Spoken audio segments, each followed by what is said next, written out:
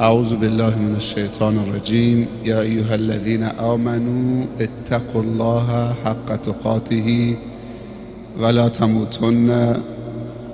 من دارم مکث میکنم که شما معانی رو زیر نظرتون بیارید، تو ذهنتون مرور بکنید. یا ایها الذین آمنوا اتقوا الله حق تقاته ولا تموتن الا وانتم مسلمون واعتصموا بحبل الله جميعا ولا تفرقوا واذكروا نعمة الله عليكم إذ كنتم أعداء فألف بين قلوبكم فأصبحتم بنعمته إخوانا وكنتم على شفا حفرة من النار. خیلی خطرناکه. وكنتم على شفا حفرة من النار فأنقذكم منها. با فضل خودش، با دین خودش، با محبت خودش، با الفت دینی که بین شما قرار داد. فانقذکم منها، شما رو نجات داد. حالا قدر این نجات رو بدونید. کذالک یبین الله لکم آیاته لعلکم تهتدون. این چنین خداوند آیات خودش رو برای شما بیان میکنه و نشون میده تا شما راه هدایت رو که انتخاب کردید و به دست آوردید رها نکنید. لعلکم تهتدون یعنی همیشه در هدایت باشید. هدایت بعد از هدایت، همه درصدها و درجات هدایت رو داشته باشید. نه هدایت 10%، 20%، 30%، 50%. حالا از هیچ بهتره؟ نه، از هیچ بهتره نه.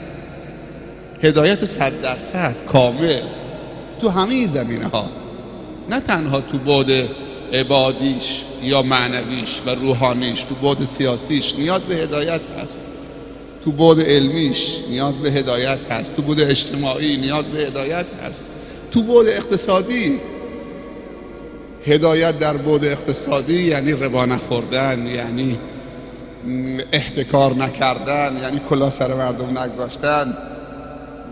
اگه هدایت تو بازار بیاد، تو اقتصاد بیاد، باور بکنی از اون اقتصاد عالم تولید میشه، دانشمند و اندیشمند تولید میشه، دینداری تولید میشه، اخلاق تولید میشه.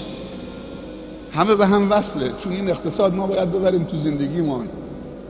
خب وقتی اقتصاد آلوده باشه، هدایت شده نباشه، خیلی خطرناکه. لعلکم تهتدون. حالا این دوتا آیه رو گفت، حالا بعدش چی میخواد بگه؟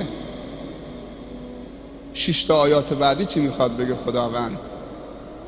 میگه که ولتکم منکم امتون، از شما جمع مؤمنین گروهی باشن، مجموعی باشن، آگاه، مطلع، بیدار، مخلص، با شهامت، ایثارگر. بعد میدونی که اینایی که دارم میشمارم چیه؟ متوکل بر خدا، مترس، شجاع، حکیم، عالم، دانشمند، آگاه به مسائل روز. اینا میدونی چیه؟ اینا صفات کسی است که مصلح جامعه میشه و مربی میشه و آمر به معروف و ناهی از منکر میشه. همین امتی که میگه گروهی از شما باشن که این کارها را بکنن. اینا ویژگی های کسانی است که در جامعه میخوان یک حرکت اصلاحی رو داشته باشن. اول باید ربانی باشن. و ما امروا الا لیعبدوا الله مخلصین له الدین حنفا. بعد باید ابزار رو داشته باشن، آگاه به مسائل زمان خودشون باشن، آگاه به نیرنگ ها و سیاست های دشمنان خودشون باشن، آگاه به اولویت های اجتماعی و دعوی باشن، شاخص های اولویت ها رو تشخیص بدن. اینطوری نباشن که یک قایقی غرق شده میگه نجات، برن اول جنساشو جمع بکنن بیان بالا، اول وسایلش که تو قایق غرق شده بیان نجات بدن، بذار خودش بعد دیگه. اول خودش نجات بده، بالاخره جنساش بره هم بره. اولویت ها رو تشخیص بدیم. ولتکم منکم فعل امره. حتما باید در یک جامعه گروهی در هر زمین و زمان باید باشن که اونها سربازان بدون مرخصی بهشون میگن، خستگی ناپذیر، همیشه دارای انرژی هستن. اگه یکیشون تو اون جمع ضعیف شد، اونقدر سیستم تقویت کننده قوی است که تو جمع قوی قرار داره، نمیذارنش ضعیف بشه، همیشه با نشاطه. باید سیستم ایجاد کرد، سیستم امر به معروف و نهی از منکر، و این فقط از تحصیل کرده ها، اساتید، فرهیختگان، تجار قوی مؤمن همه در کنار هم باشن، یه گروهی هم از خواهرها باشن تا بشه یه تحولی و یک دگرگونی ایجاد کرد. ولتکن منکم امتون، وظیفه‌شون چیه؟ این گروه از شما باید تشکیل بشه، لا محالته، هیچ راهی نیست. با یک سخنرانی دردی دوا نمیشه. الان شنیدید بعد فراموش میکنید. یک گروه باید تشکیل بشه، حتی از نظر هنری توانمند، چون خیلی ها با هنر ما را ضربه میزنن. تو همه زمین هیچ منفذی نباشه، نه تنها گروه امر به معروف و نهی از منکر یالا کفار نماز بکنید شما مسلمان نیستید، همش که نماز نیست. تو خیلی زمینه های دیگه هم لازم است که همدیگه رو تشویق بکنیم. ولتکن منکم امتون یدعون الی الخیر، دعوت به خیر بکنن. خیر چیه؟ خیر سلامتیه، خیر سواده، خیر هنره، هنر سالمه، خیر بدن سالمه، خیر ورزشه، خیر دانشگاهه،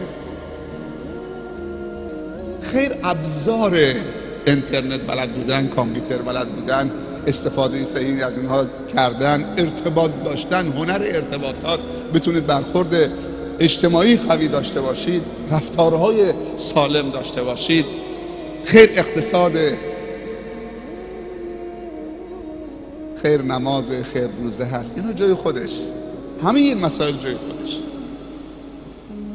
ولتکن منکم امتون یدعون الی الخیر، هر چیزی که خیر باشه، سبب تقویت و رشد جامعه اسلامی و انسانی باشه، چون ما هم وابسته به جامعه اسلامی هستیم و هم وابسته به جامعه انسانی هستیم. برادرمون عبدالستار وقتی رسید به دشمنان اسلام تو گاهاش، اگه متوجه شدید، همین شما شاید انتظار داشتید که بگه خدایا اعدا و دشمنان ما رو نابود بگردان، ولی یک دفعه برعکس شد، گفت خدایا هدایت نصیب دشمنان ما بکن.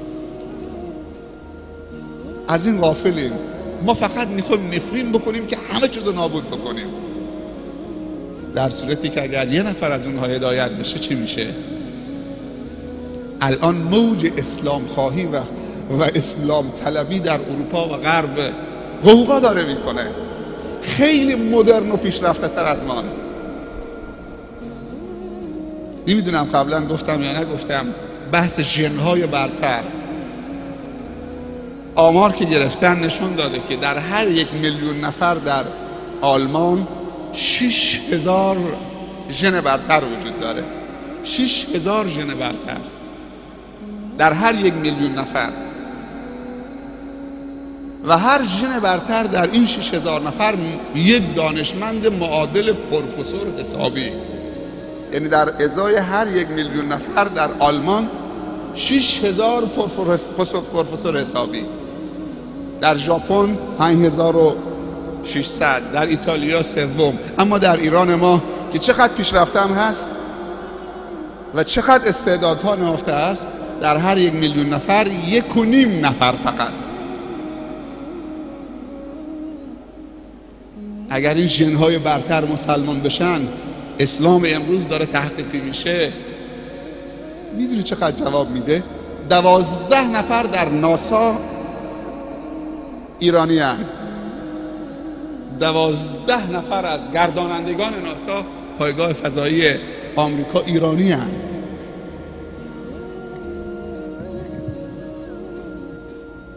اسلام مدرن، اسلام متناسب با زمان، اسلام مستدل منطقی، اسلامی که همه جوانب زندگی رو در بر میگیره و مد نظر قرار میده، اون جوانای ما ارائه بدن. و جای بسی خوشبختی است که بیشترین نمازگزارانی که میان توی این مسجد یا از دانشگاه علوم پزشکی هستن یا از دانشگاه هرمزگان یا تربیت معلم، هم برادرها هم خواهرها اون طرف. خیلی جای خوشبختیه. امید ما اینها هستن. ولتکن منکم امة یدعون الی الخیر. الی الخیر جنس خیر، هر خیری که باشه. و یأمرون بالمعروف، و امر به معروف بکنن. تعریف معروف چیه؟ علما در تفسیر معروف گفتن هر چیزی که در دین شناخته شده است معروف مینامند. هر چیزی که در فرهنگ خدا در قرآن و سنت شناخته شده است، بیگانه نیست، غریب نیست، ناآشنا نیست، اون بهش میگوین معروف. پس اگر ما میخوایم معروف شناسی بکنیم باید کتاب معروف شناسی رو مطالعه بکنیم. التائبون العابدون السائحون الراکعون الساجدون الآمرون بالمعروف والناهون عن المنکر والحافظون لحدود الله. اینا همه معروفن. ولا تطع کل حلاف مهین هماز مشاء بنمیم مناع للخیر معتد اثیم عتل بعد ذلك زنیم ان کان ذا. اینا همش منکرن، در فرهنگ ما غریبه، ناشناخته است. اما امروز مسلمانان طوری شدن که منکر و معروف کردن و معروف و منکر کردن. ربا در فرهنگ ما منکره، ناشناخته است، دین بهش اعتراف نداره، نمیشناسدش، جایگاهی نداره، ولی امروز خیلی جایگاه داره. مواد مخدر، مشروبات الکلی. ما یه همایش برگزار کرده بودیم قبل از رمضان برای 300 تا از جوانا، خواهر و برادر. میدونید چقدر سوال داده بودن؟ جلسه 5 ساعت طول کشید، تو سالن اجتماعات باشگاه بود. اکثر سوالها به علما داده بودن جناب شیخ مشروب خوردن در ماه رمضان چه حکمی دارد؟ حلال است یا حرام است؟ میدونید معنی این سوال چیه؟ یعنی از بس که مشروب خوردن عادی شده در غیر رمضان سوال برانگیز نیست که حلاله برای جوانای ما. فقط اشکالی که تو ذهنش الان متصور داره میکنه، تصور میکنه، اشکال پیدا شده، میگه تو رمضان یه حرمت خاصی داره، یه چیز خاصیه. آیا تو رمضان بازم حلاله مثل قبل از رمضان که داریم عادی میخوریم؟ شاید نزدیک 20 تا سوال فقط همین بود. فلان چیز در رمضان حکمش چیه؟ حلاله؟ یکی از سوالایی که بیشتر از همه سوال کرده بودن جوانای مثلا چه 18 ساله، 20 ساله، 25 ساله، رمضان در رمضان